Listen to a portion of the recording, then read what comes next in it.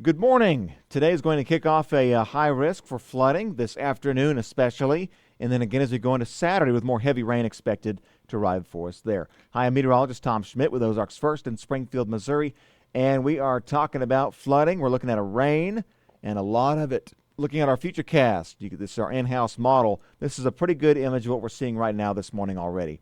But as the daytime goes on, we got more rain showers, and that risk for flooding really is going to build in for areas along and south of I-44 as more heavy rain will cause flooding in southern Missouri, northern Arkansas today, and then again for tomorrow. And we're also looking at a risk of severe storms this afternoon. That'll come with the risk of a tornado potential as well, mostly in Arkansas, kind of the very fringes of our viewing area. That data is not so clear on exactly where that risk, how far north that risk is going to make it, but there will be some stronger storms to severe weather across far southern Missouri and northern Arkansas for this afternoon and this evening. Those stronger storms, of course, leading to, yes, locally heavier rainfall than what's typically expected. And then we start looking at Friday night. We dry out a little bit tonight with rain ongoing across northeastern Arkansas off towards the Memphis, Tennessee area. And then another wave, a final wave of rain and energy moves up from the southwest again, giving us more heavy rain along and south of I-44 with another inch of rain possible to the north of that interstate.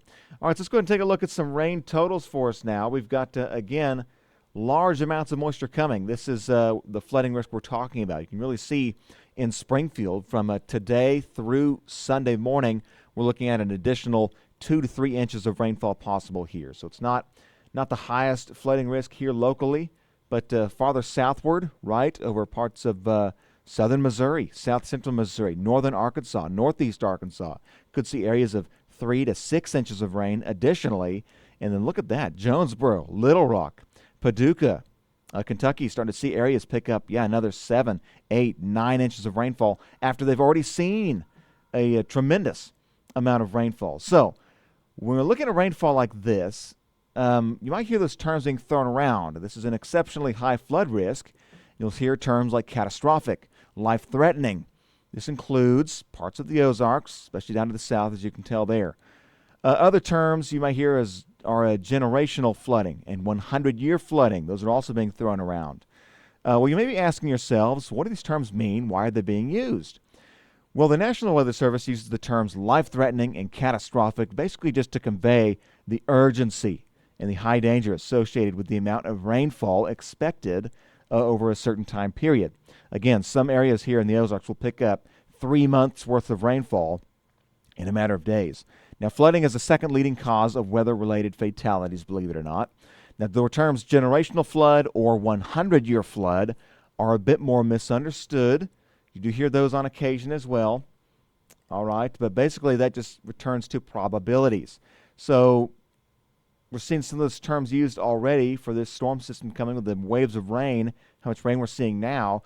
But keep in mind that a 100-year flood does not mean that a flood of a particular size will occur once every 100 years. What it does mean is that you're going to find a 1 out of 100 chance that a flood of a certain magnitude occurs. That chance is given for any given year. So this year, last year, next year, any year has the same chance, 1 out of 100 chance of seeing a flood that particular year. So it's not out of every 100 years, it's every year. It's all about probabilities, right? And the same goes true for a 500-year flood, and you'll sometimes hear the term thrown out, a 1,000-year flood. So these terms are probabilities. They are not historical measurements.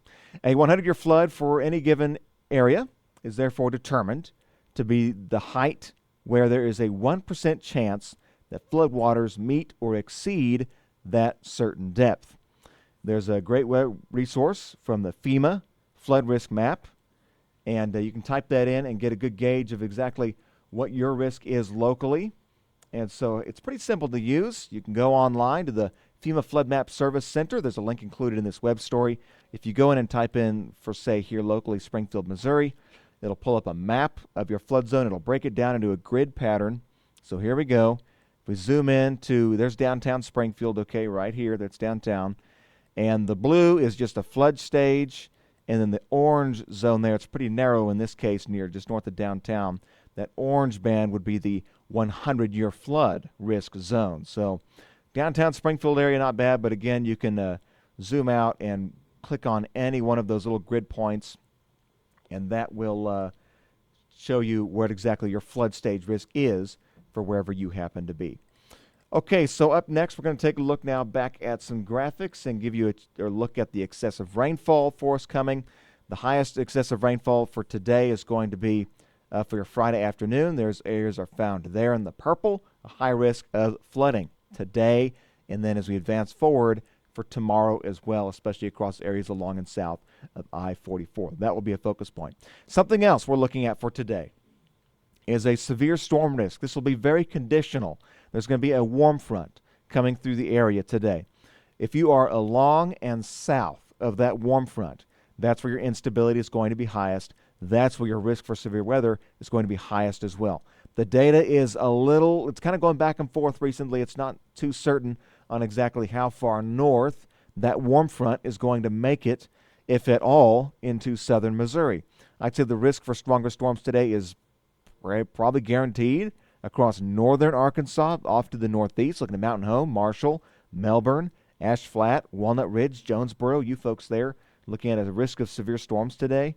But if you live in West Plains, if you live in Alton, Eminence, Kabul, parts of Ozark County, maybe near Gainesville, Harrison, Arkansas even, if you live there, that risk is going to be a little bit more questionable. It all depends on where that boundary is laying up. That storm risk today does include a moderate tornado risk, especially across, again, far southeastern Missouri into far portions of north central and northeastern Arkansas. Some of the storms will be able to tap into some rotational element. Okay, there's a boundary there. Winds are fighting against each other. Storms will get that wind shear needed, and the wind shear element is actually pretty strong near and just south of that boundary for today. So aside from the flooding risk, we are looking at that risk for a strong to severe weather and an elevated tornado risk across parts of Arkansas, and then a little bit nosing in to Missouri. Time will tell exactly where that boundary lays, where the risk is exactly. All right, but be cautious of flooding. After the storms go out today, there will be some flooding left behind, and then more flooding, rainfall coming for Saturday. And then after that, Sunday, things get a little dry for us, a little chilly. May actually see some snow showers mixing in with the rain showers there for early Sunday morning. But we're generally clearing things out by Sunday morning. Sunday afternoon, a little bit of sun comes in. Sunday afternoon, chilly, around 50 degrees. Okay, will be a freeze Sunday night. Monday's warmer, close to 60 degrees. Full sun, it looks like, for Monday and Tuesday, with another freeze coming in for Monday night, with temperatures there resting around 30 degrees. So after we get past Sunday morning, we dry things out a bit, just what we need. There will still be, though, some river flooding to concern about. Rivers, of course, take a couple more days after a rainfall event to really start the draining process.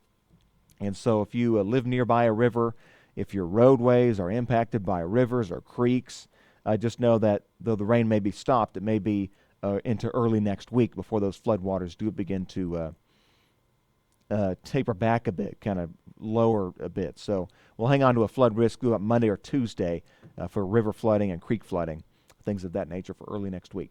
All right, be safe out there today with the flooding and with the storm risk, and hopefully you can have a good weekend and find some time to enjoy the rainy weather. And if you have plans next week, things right now looking good to go.